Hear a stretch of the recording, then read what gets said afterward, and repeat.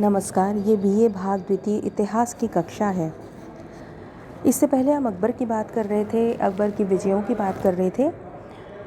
अकबर की उत्तर पश्चिमी सीमांत नीति क्या थी, यानी उत्तर पश्चिमी सीमा जो अकबर की थी उसके विषय में अकबर की नीति क्या थी। आइए इस संबंध में बात करते हैं।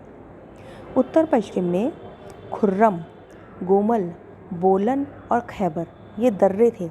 दर्रे यानी पास, माउंटेन पास, रास्ता, पहाड़ों के बीच में रास्ता होता है, जगह होती है जहाँ से आया जाया जा सकता है। तो ये दर्रे यानी ये रास्ते थे पहाड़ों के बीच में जहाँ से आक्रमणकारी भारत में प्रवेश करते थे। तो इन पर अधिकार करना ज़रूरी था, इनको सुदृढ़ रखना, बनाना ज़रूरी था। इनको गढ़ों, यहाँ पर गढ़ बनाकर इनके प्रवेश को सुरक्षित करना ज़रूरी था। भारत के बाहर काबुल और कंधार पर अधिकार बनाए रखना ज़रूरी था। कंधार को लेकर भारत और फारस के बीच तनातनी चलती रहती थी। मध्य एशिया में अब्दुल्ला खां उज़्बेक ज़्यादा शक्तिशाली हो गया था। मुग़ल साम्राज्य की उत्तर पश्चिमी सीमा की सुरक्षा की दृष्टि से अब अकबर के लिए ज़रूरी था वे काबुल और कंधार पर अधिकार करें और इसके साथ ही सिंध, बलूचिस्तान, मकरान, कश्मीर को अपने साम्राज्य में मिला लें और सीमा पर रहने वाले अफ़गान कबीलों पर भी नियंत्रण स्थापित करें। उसने काबुल पर कैसे अधिकार किया, इस बारे में बात करते हैं। अकबर का जो सौतेला भाई था मिर्ज़ा हकीम, वह काबुल का शासक था। बैराम खां के पतन के बाद से ही उज़्बेक सरदार अकबर की बातों को नहीं मानते थे। उन्होंने न केवल विद्रोह किया बल्कि ये जो काबुल में जो इसका सौतेला भाई था मिर्ज़ा हकीम, इसको निमंत्रण दिया कि आओ पंजाब पर आक्रमण करो। इसने 66-67 यानी 66-67 में आक्रमण किया, एक बार असफल रहा। फिर 1581 में पंजाब की तरफ आया, लेकिन फिर एक बड़ी सेना देखकर और ये देखकर कि पंजाब के मुसलमान उसकी सहायता नहीं कर रहे, वापस लौट गया। अकबर ने मानसिंह को काबुल पर अधिकार करने के लिए भेजा। 1581 में अकबर ने काबुल में प्रवेश किया। मिर्ज़ा हकीम की बहन बख्तुन्निसा बेगम को काबुल का गवर्नर नियुक्त किया और स्वयं फतेहपुर सीकरी लौट आया। अकबर स्वयं, लेकिन उसके बाद भी स्थिति वहाँ की इतनी ख़राब हो गई कि अकबर स्वयं आगरा के बजाय लाहौर आकर रहने लग गया। 1585 में मिर्ज़ा हकीम की मृत्यु हो गई। तब अकबर ने तत्काल मानसिंह को भेजा सेना समेत, जिसने काबुल पर अधिकार कर लिया। मिर्ज़ा हकीम के दोनों पुत्रों को मुग़ल सेवा में भेज दिया गया। इस तरह 1585 में जाकर काबुल का साम्राज्य मुग़ल साम्राज्य में मिलाया जा सका। स्वात और बागोर में यूसुफ जाइयों ने विद्रोह शुरू कर दिया, उपद्रव शुरू कर दिया।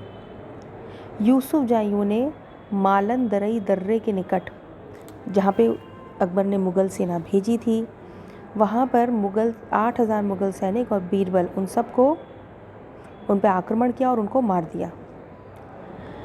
तब अकबर ने राजा टोडरमल को मानसिंह के साथ यूसुफ जाइयों को दंड देने के लिए नियुक्त किया।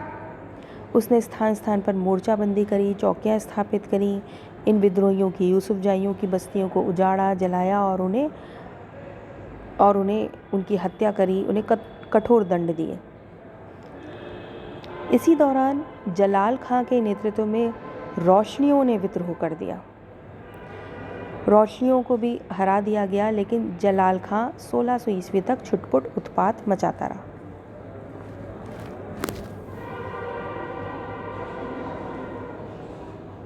कश्मीर विजय की बात करते हैं। कश्मीर पर अधिकार के लिए अकबर ने कासिम खां, राजा भगवान दास और अन्य सेना नायकों को भेजा। कश्मीर के शासक यूसुफ खां ने संधि का प्रस्ताव रखा और अभयदान देने पर वह इस बात के लिए भी राज़ी हो गया कि अकबर के समक्ष प्रस्तुत हो, पर अकबर इससे संतुष्ट नहीं था। फिर उसका पुत्र याकूब खां श्रीनगर भाग गया और मुग़लों से संघर्ष की तैयारी करने लगा। तब कासिम खां के नेतृत्व में एक सेना श्रीनगर भेजी। याकूब खां को आत्मसमर्पण के लिए बाध्य किया गया। कश्मीर को मुग़ल साम्राज्य में मिला लिया गया और उसे काबुल के सूबेदार के अधीन कर दिया गया। सिंध की विजय। भारतीय सीमा के भीतर सिंध की तलहटी का केवल दक्षिणी छोर ही मुग़ल साम्राज्य के बाहर रह गया था। 1590 में अब्दुल रहीम खान खान को मुल्तान का सूबेदार बनाकर अकबर ने सिंध जीतने के लिए भेजा। सिंध का शासक था जानी बेग। उसने मुगलों का आधिपत्य स्वीकार कर लिया।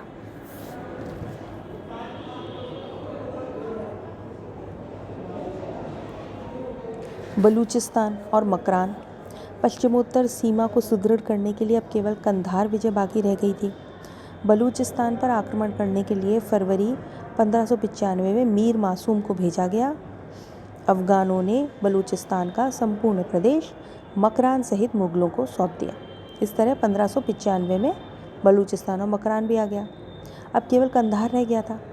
1595 में ही कंधार बिना किसी युद्ध के मुगलों को प्राप्त हो गया।